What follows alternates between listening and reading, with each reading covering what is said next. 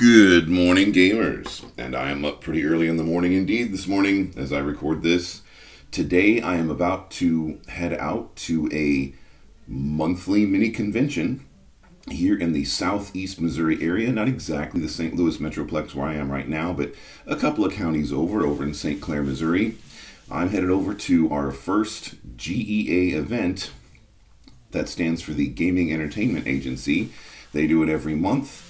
It's really, really fun. And I say it's our first, but it's not my first. So, but this is our first in terms of going with the Game Shop's basement and the LOFT project and stuff like that. So, I'd want to get one of our character class and species videos in this morning though.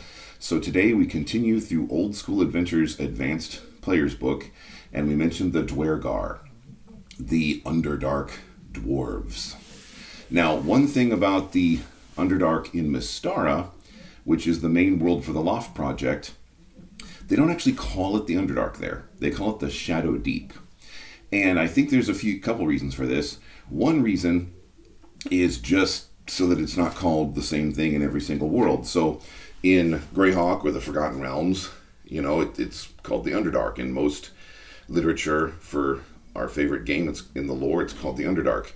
So in Mystara, you know, change it up a little bit, call it the Shadow Deep. So that's one reason. That's probably the weaker reason. The stronger reason, I think, is that the planet Mystara is hollow.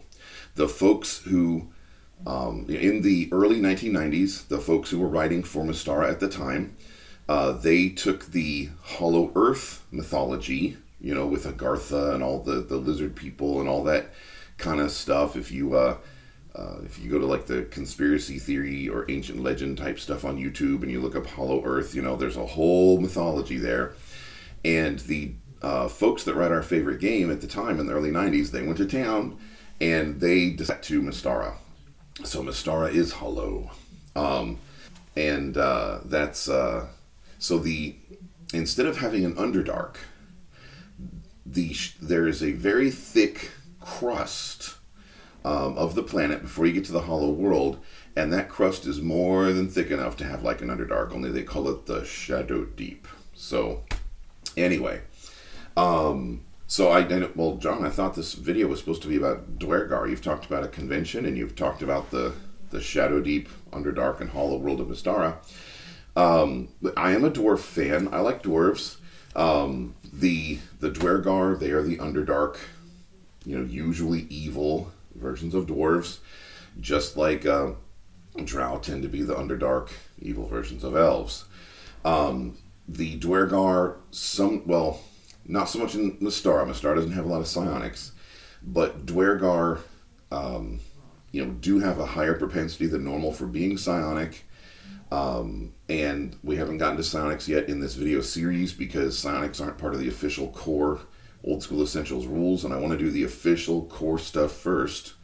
But if you are playing now, or you want to sign up and play now, if you are playing now or you want to sign up and play now and you're interested in psionics, just ask me. We will get, you know, to that video eventually. The reason for the higher propensity for psionics in the Duergar, it doesn't mean every single one of them is psionic, but there's a much higher propensity for it, is that in their history in a lot of worlds, not Mystara, but in their history for a lot of worlds, at one point they were enslaved by the Mind Flayers.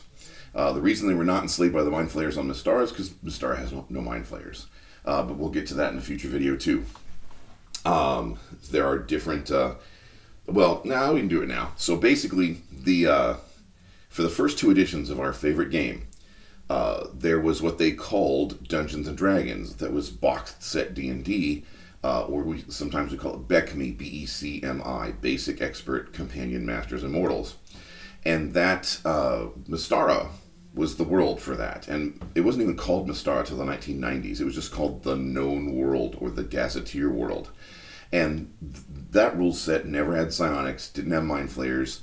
It didn't have a lot of monsters that were for the AD&D or advanced worlds.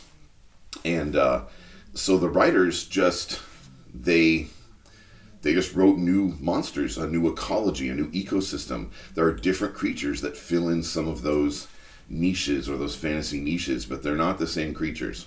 So there are some nasties down in the Shadow Deep. They're not Mind Flayers, they're not Sonics, but they fill kind of that same role. So